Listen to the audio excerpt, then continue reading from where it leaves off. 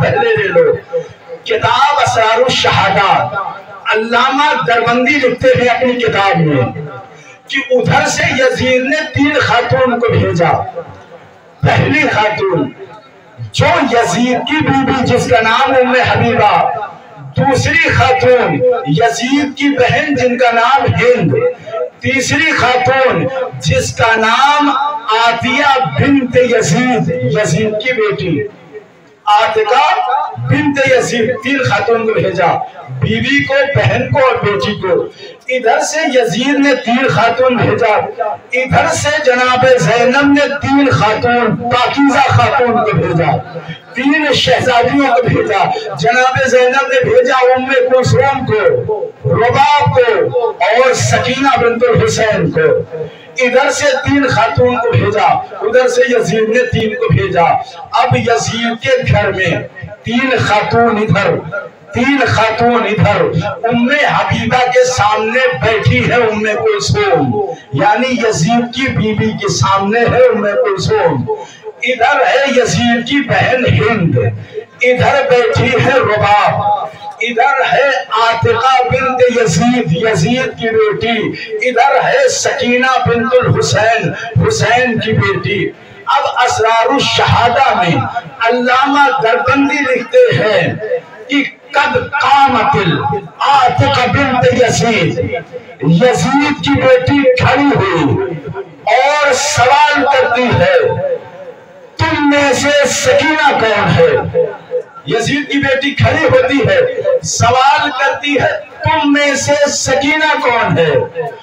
ادھر سے اب علامہ دربندی کو لکھنا چاہیے تھا اسرار الشہادہ میں کہ قد قامت سکینہ بنت الحسین، کہ ادھر سے سکینہ کھڑی ہوئی، کانوں یہ نہیں لکھا علامہ دربندی نے، کیا لکھا وہ جملہ سنے، ادھر لکھا عاتقہ بنت یزید کھڑی ہوئی، قد قامت عاتقہ بنت یزید، ادھر یزید کی بیٹی کھڑی ہوئی اور سوال کیا، ادھر سے کھڑی ہوئی قد قامت القیامہ، ادھر سے قیامت کھڑی ہوئی، ادھر سے یزید کی بیٹی کھڑی ہوئی، علامہ دربندی نے لکھا ادھر سے قیامت کھڑی ہوئی، یعنی یزید کی بیٹی کے لیے قیامت بن کے کھڑی ہوئی، اور کھڑی ہونے کے بعد اب جیسے کھڑی ہوئی تو اب اس نے پھر سوال کر لیا من انت، تو کون ہے؟ شہزادی سکینہ نے کہا قبل من انت، پہلے تو بتا تو کون ہے، پہلے تو بتا تو کون ہے۔ اس نے کہا میرے بارے میں پوچھ رہی ہے، سنو، انا بنت یزید، میں یزید کی بیٹی ہوں اور اس باپ کی بیٹی ہوں جس کی حکومت دنیا میں چلتی ہے، جس کی حکومت پوری دنیا میں چلتی ہے، پورے دنیا والے میرے باپ کا قصیدہ پڑھتے ہیں۔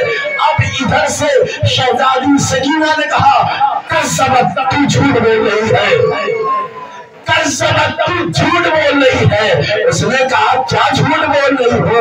کہا تو جھوٹ بول رہی ہے، تو اپنے باپ کی بیٹی ہی نہیں ہے، تو جھوٹ بول رہی ہے، تو اپنے باپ کی بیٹی ہی نہیں ہے۔ اب اسے اسرار الشہادہ میں نے حوالہ پہلے دے دیا ہے۔ اب اس نے کہا پورے دمشق میں جا کے پوچھ لو، پورے شام میں جا کے پوچھ لو، عاتقہ یزید کی بیٹی ہے، پورے شام میں پورے دمشق میں جا کے پوچھو، عاتقہ یزید کی بیٹی ہے۔ اب شہزادی سکینہ نے کہا، شہزادی سکینہ یزید کے گھر میں کھڑے ہو کے اس کی قیامت آ رہی ہے، قصر شاہی کو بلٹ رہی ہے، کہا تو یزید کی بیٹی نہیں ہے، اگر تجھے جاننا ہے تو اپنی ماں سے جا کے پوچھ، اگر جاننا ہے تو اپنی ماں سے جا کے پوچھ، تیری ماں نے اپنے غلام کے ساتھ تنہائی میں اعتکاف کیا تھا۔ جناب سکینہ شجرہ کھول رہی ہے، یزید کی بیٹی کا، یزید کی بیٹی سے خطبہ دے رہی ہے کہ جا کے پوچھ اپنی ماں سے کہ تیرا باپ کون ہے۔ بتایا بھی، اس کے بعد آگے بتایا کہ سن تو کیا کہہ رہی ہے کہ میرے باپ کی حکومت پوری دنیا میں ہے، میرے باپ کا قصیدہ پوری دنیا پڑھتی ہے، سن میرا نام کیا ہے؟ انا سکینہ بنت الحسین ذو العرش ذو العظم. سن میں سکینہ بنت الحسین ہوں، میں اس کی بیٹی ہوں جس کے گھر میں نبوت بھی آئی ہے، جس کے گھر میں امامت بھی آئی ہے. تو کہہ رہی ہے پوری دنیا میں حکومت چلتی ہے. سن میرے باپ کی گواہی آسمان دیتا ہے، میرے باپ کا قصیدہ آسمان والے پڑھتے ہیں. زمین والے کی بات ہی چھوڑ، میرے باپ کا قصیدہ فرشتے پڑھتے ہیں، میرے باپ کا قصیدہ انبیاء پڑھتے ہیں. اور سن میں اس گھرانے میں ہوں جس کے دادا کی ولایت کے لیے اللہ نے وعدہ کیا تھا وہ نبھایا ہے. اور تو نے میرے دادا علی کی ولایت کو انکار کر کے تو کفر کر رہی ہے.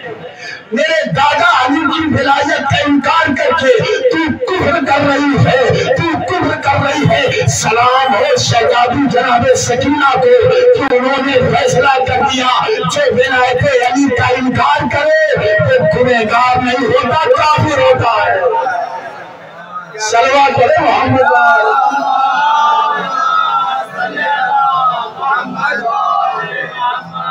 پھر کہا کہ سن تو اپنے باپ کی بیٹی نہیں. اور سن تیری شادی عبد الملک بن مروان سے ہوگی جو بہت ہی بڑا ظالم ہے، ملعون ہے.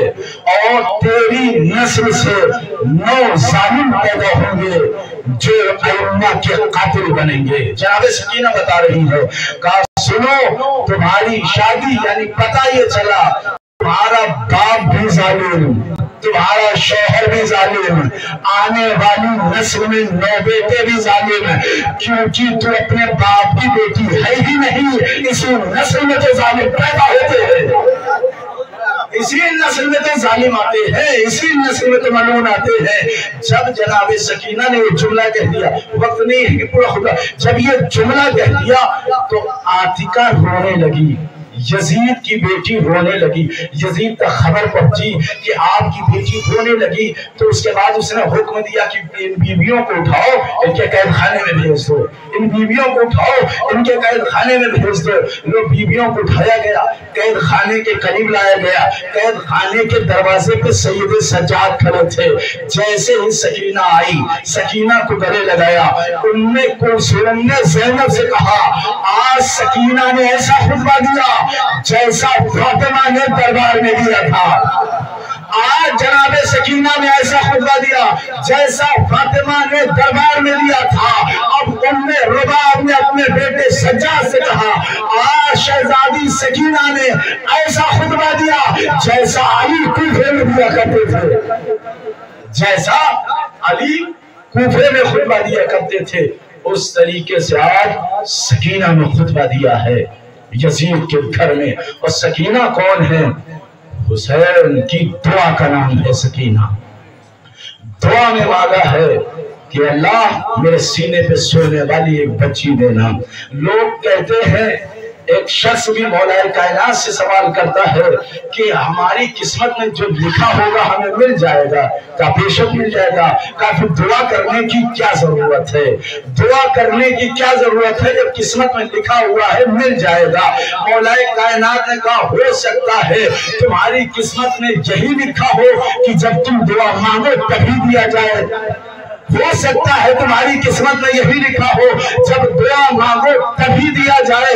اب جملہ سنو، جب اتنے بڑے طٰہٰ کو، اتنے بڑے یاسین کو، اتنے بڑے مزمل کو، اتنے بڑے مدثر کو، اتنے بڑے سراج کو، اتنے بڑے منیر کو، اتنے بڑے احمد کو، اتنے بڑے حبیب کو بغیر مانگے علی نبینا، اور اتنے بڑے مانے گل کو، اتنے بڑے ناغیر دل کو، اتنے بڑے نباز شاہ کو، اتنے بڑے زوج بطول کو، اتنے بڑے داماد رسول کو، اتنے بڑے فساد و بلاغت کے مالک کو، اتنے بڑے آسمان کے بابا کو، اتنے بڑے جو آدم کی دعا قبول کرنے والے ہیں، اتنے بڑے امیر المومنین کو بغیر مانگے اللہ نے عباس نہ دیا، اتنے بڑے حسین کو بغیر مانگے جب سکینہ نہ ملی تو بغیر مانگے آپ کو کہاں سے کچھ ملے گا؟